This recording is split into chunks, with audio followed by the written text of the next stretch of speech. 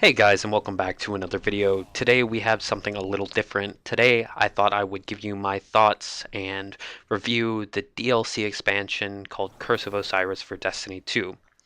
First off, I want to talk about what it has changed in the Crucible, what's added, what's made worse, and things like that.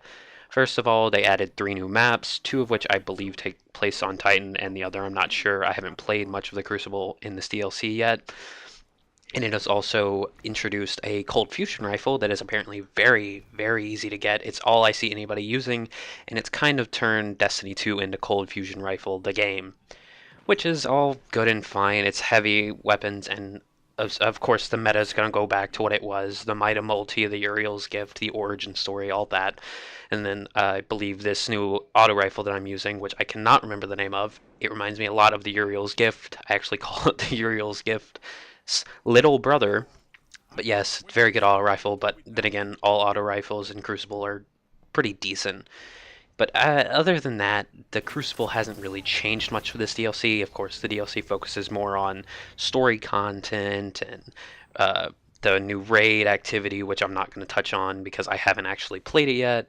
And then, of course, the story activities and the public events and the new heroic adventures, which I may or may not talk about. Okay, so now I wanted to talk about the story briefly. The story itself is kind of a lot of the same.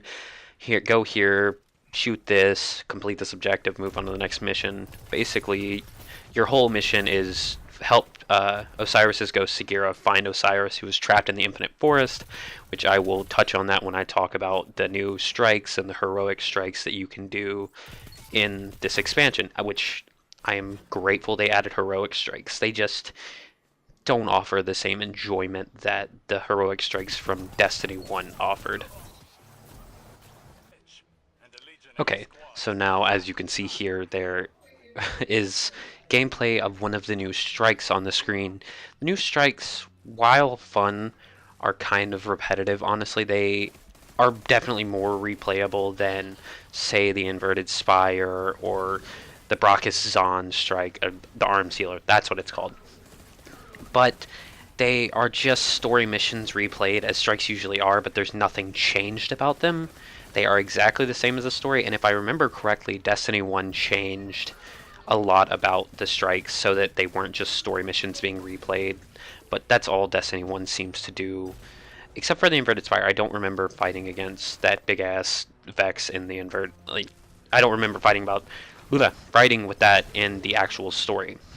But, I mean, while these strikes are enjoyable, while they're new, they could be better, but still, I do give them the fact that they definitely bring something new to the table. They brought up heroic strikes finally. And here we've got the, I think it's Thune. I can't remember his actual name. Valis Thune, or Valis Thun, however you say his name. That's this strike. Basically, a Cabal leader is trying to get a map of the Infinite Forest before we do, and they're trying to find a future, or the Vex is trying to find a future where he succeeds so that they can get the future they want. They're trying to control everything with the Infinite Forest, which I'm going to talk about the Infinite Forest now. It is nowhere near as fun as I thought it would be. It's not what I thought it would be. It kind of gets repetitive and annoying to deal with because there are so many different enemy types and there's always so many enemies. You don't really get to look around and see what's going on around you. You don't get to enjoy what's actually what this landscape actually is, because look at it, it's beautiful and I love it. And I love going to the Dark Future. I love going to the Golden Age Past. The Golden Age Past is my favorite place in Destiny 2. I love the way it looks. I don't know what it is. It just looks pristine and golden and natural. While the Dark Future is cool because I do like dystopian futures and stuff, it's just a lot of the same still. It's a lot of the same of what we saw from Mercury in Destiny 1, which I guess is okay, but replayability wise, it just kind of gets old after a while. Well, now, this strike itself on Heroic is not exactly hard. It's definitely more challenging than the regular strike would be, because you don't actually get to play these strikes unless they're Heroic. The enemies definitely feel a bit more bullet spongy than they do in normal strikes, but it still doesn't offer the enjoyment that Heroic Strikes used to offer from Destiny 1. Definitely still fun. Definitely gonna replay them a billion times so I can get all the loot possible. But it's still just, it doesn't feel the same. It doesn't feel like they're capturing what Destiny 1 was to us after all the DLC came out. I think Destiny 1 was the perfect Destiny game once all the DLC was out. I do get that that's kind of a catch-22. You had to buy the DLC to have enjoyment in the game, which I know sucks, but I don't see a problem with it because I have the DLC. I have the game and all the DLC and all the weapons that I could want and armor and all that. It's just, some people don't see it that way. Some people are, I say, closed-minded, but I mean, that's my opinion. That's really all I can give here. Now, this strike, like I said, is a Cabal leader trying to get the map of the Infinite Forest, which is a mission in the campaign, which it's not the exact same. You're still killing the same enemy. Valis is in the main campaign. He is running around a maze, though, and you have to kill him before he actually makes it through a bunch of checkpoints to get to the map and steal the map. But at the same time, you're trying to get the map. And Sagira is, of course, saying witty, funny things the whole time, which I really did enjoy them adding Sagira into the game. She was an enjoyable character, and I didn't think that we would find another ghost that actually spoke to us and was as enjoyable as our ghost was, even if he's not Dinklebot anymore, which I do miss Dinklebot. Peter Dinklage as the ghost was my favorite thing in the world. I'm just sad that he stopped voicing it because of the backlash Destiny 1 got. But yeah, Sagira was voiced really, really well. She was a good character. She was witty. She was funny. She said some things that I genuinely laughed at. And then, of course, when you do like get towards the end of the story, you actually hear your ghost and Sagira have conversations, and it's mostly just kind of like rapey jokes and mind stealing jokes, because your ghost does get knocked out and Sagira gets put into the body or the shell of your ghost, and you have her throughout most of the actual campaign of the DLC. And of course, Osiris was great. Me being a warlock, I play a warlock no matter what. Destiny 1 and Destiny 2, I have 2 high-level warlocks, and that's all I play. So, of course, for me, it was really cool to see and really fun to see this all-powerful warlock, and to see that my Vanguard had this awesome teacher, and that's why she's as cool as she really is. And he was voiced really well. I'm not sure, but it sounds like he was voiced by one of the guys from the first Mummy, or maybe the second Mummy, one of the guys that was watching over the mummy's tomb. He was a main character, basically. I don't know, he just sounded like that, and I really liked the Mummy 1 and 2 for some reason. So yeah, that was exciting for me. And here we're about to get, yeah, there it is. We are now at the boss fight. The boss fight itself doesn't take long. He is honestly probably the easiest part about this strike.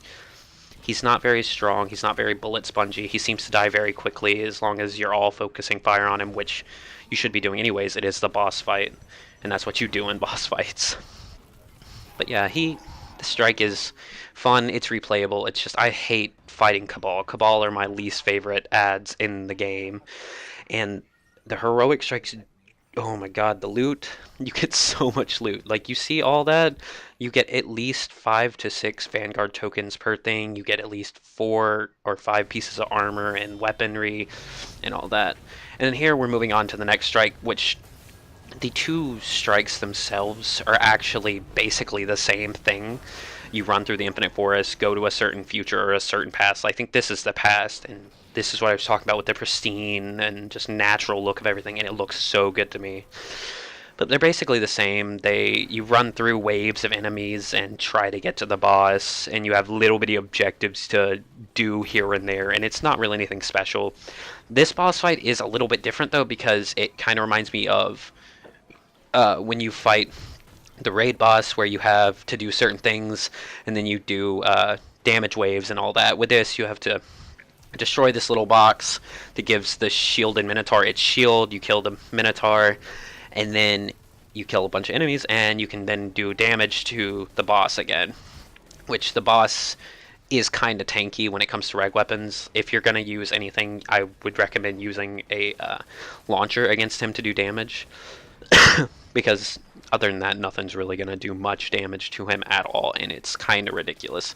See, you can see I'm doing 66 to 70 per shot, maybe going over 80 sometimes.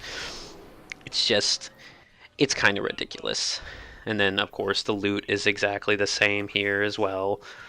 And then after this, you're going to see, it tells me to talk to Zavala there. You have to do 3 heroic strikes and then you get a powerful engram, and you can only get this engram once, I believe. I have not played after the reset of this DLC. There I go, I get that. And honestly, it's not even as high as my normal gear, and I know if I put a mod on it, it would be higher, but I don't have any mods. The only thing I got was the Nightshade, and that was a weapon that wasn't even DLC. But yeah, guys, that's about all for today's video. If you did enjoy it, give it a like. If you didn't, give it a dislike, and I will see you in the next one. Peace.